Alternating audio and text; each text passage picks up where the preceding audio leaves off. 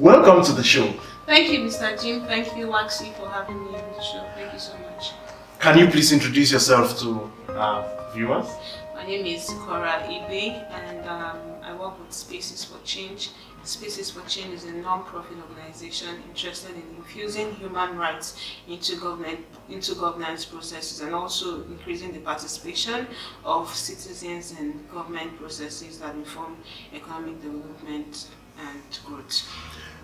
On this special edition of 15 Minutes in WACSI, we are going to be talking about the civic space situation in Nigeria. Can you give us a picture of how you are enjoying your civic freedoms in Nigeria? Why the laughter? Mr. Jim, because this question is a very tricky question. Like how we are enjoying civic freedoms in Nigeria, but not in terms of such pleasant enjoyment.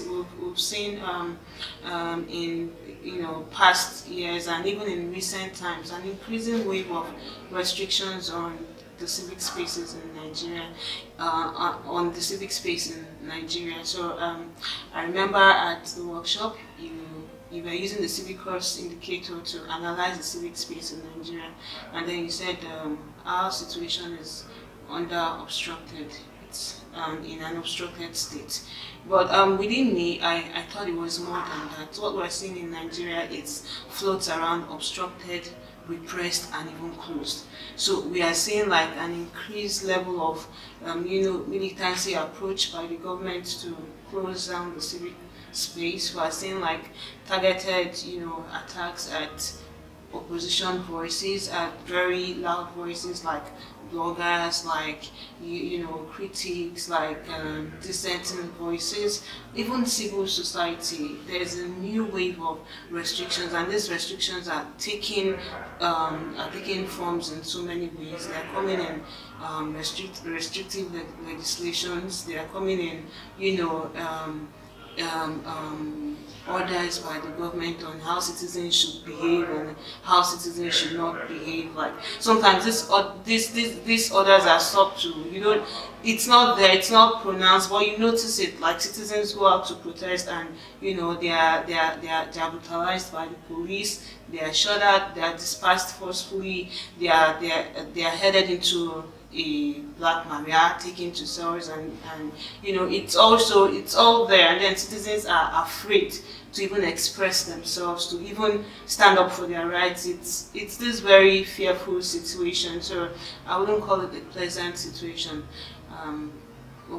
It's really a fearful situation, and something needs to be done.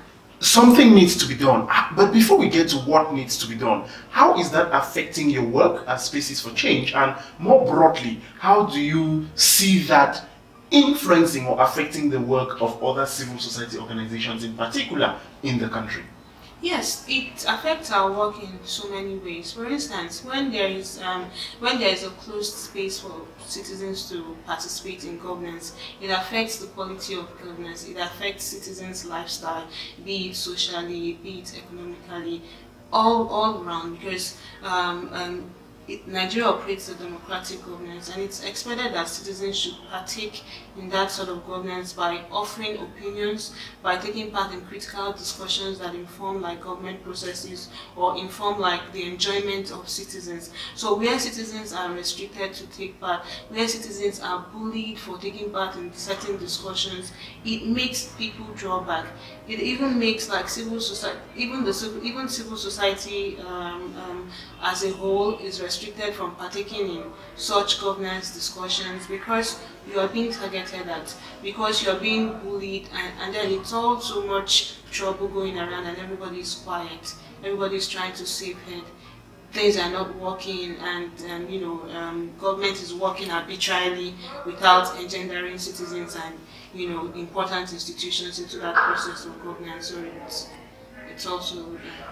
I'm talking about possible means of responding. How do you think civil society organizations should respond to this? Do you envisage a more effective way of responding to all these pushbacks? Yes. As a matter of fact, I think civil society has long been engaging in naming and shaming. You know, we look at these situations or these actions by authorities or regulatory authorities, and we say, oh no, we're going to name and shame them, we're going to call them out. But it's almost like it's no longer working. Like, these people are used to such naming and shaming, and they've grown a thick skin. So we've come up with like different ways of dealing with the situation. So for us at Spaces for Change, our work revolves around research, you know, policy analysis, and looking at keeping an eye on the growth of legislative policies, or, you know, legislations that might affect the civic space, shrink it further. And sometimes these research questions could be boring. It could be really technical and difficult for people to understand, or this, you know, research information could be technical for people to understand. So we had to think about new ways to disseminate this information. For instance, some drivers, the shrinkage of civic space is informed, but certain drivers inform the shrinkage of civic space, but people do not know all these things. Sometimes they only see these things at the surface level when they begin to manifest. So for us at Spaces for Change, as a research organization, one of the work we do is to dig deep into what informs such situations, even before the situations begin to manifest. So, and then we say to ourselves, after digging deep, what next? How do we disseminate this technical information? So people out there, it could be simplified for people to run with it and to know and keep abreast of these issues. And that's where we, you know, developed like the NGO blogger collaboration. So we've seen that increasingly the digital space is widening, opening up, and there are a lot of people using, a lot of youths. As a matter of fact, Spaces for Change started as an online youth platform where citizens could engage in very robust debates, discussions about the state of affairs of the country. And from there, we moved towards a more structured organization.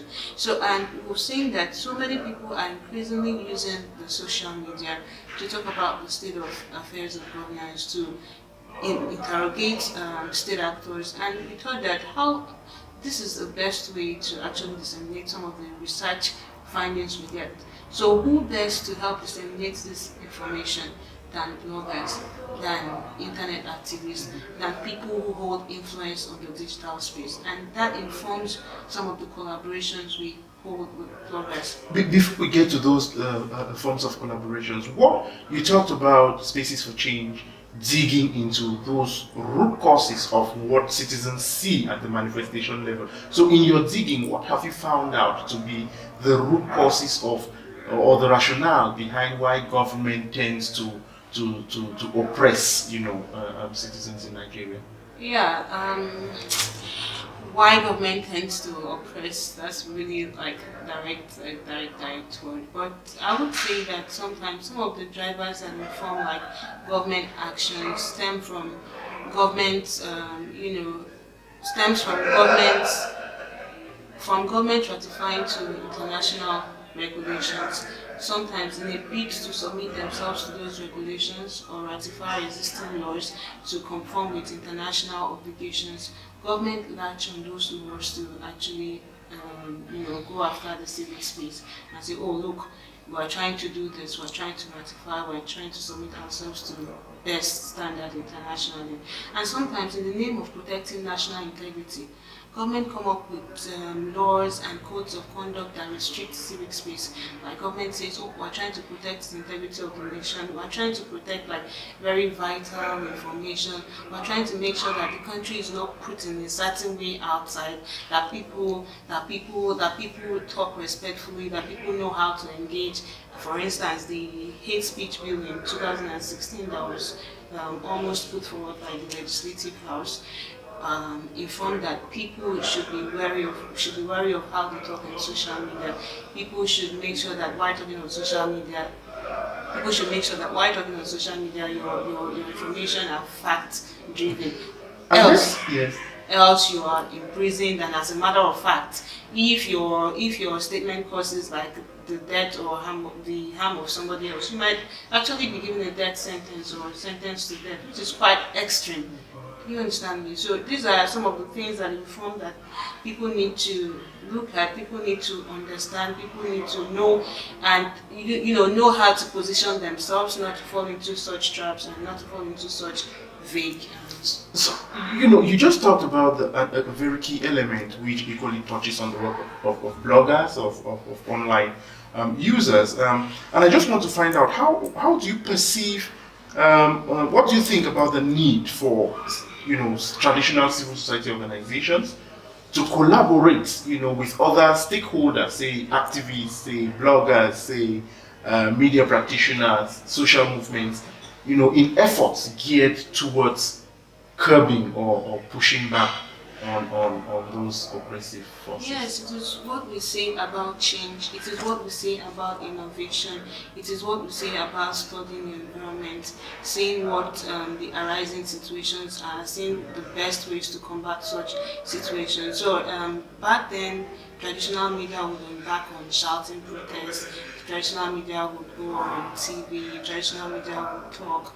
We are increasingly seeing that these issues are even expanding beyond traditional media spaces. It's even going on to the digital space, looking at government trying to impose digital restrictions, trying to monitor digital spaces, and, you know, trying to just fit everybody into that box where you can't seem to express or enjoy like your fundamental freedoms. So it's increasingly becoming important for traditional CSOs to explore ways to bridge the gap in the fight, so that you're working on ground and you're also working online. And who are these people online best fit to carry the message, best fit to combat restrictions and the subjugation of the civic space? That's where you begin to identify and map out your stakeholders.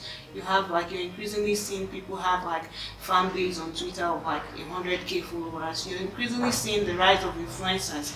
You're increasingly seeing like the rise of platforms that host like large number of people discussing, and it's so easy for people to congregate on social media, because at that point there's no instant level of restriction.